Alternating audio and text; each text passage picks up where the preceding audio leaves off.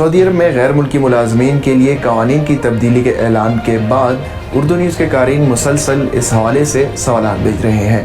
آپ کو بتاتے چلیں کہ مملکت میں ملازمین کے نئے قوانین جو ہے وہ آئندہ برس مارچ میں لاگو ہونے کا اعلان کیا گیا ہے، تاہم اس حوالے سے تفصیلی نکات ابھی سامنے آنا باقی ہیں۔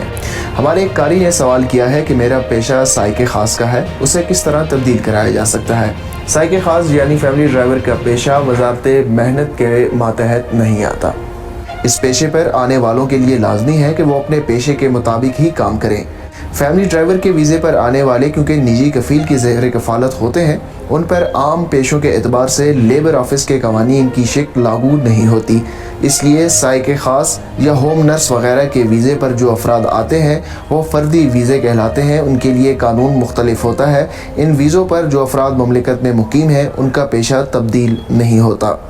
اس حوالے سے مزید خبروں کے لیے وزٹ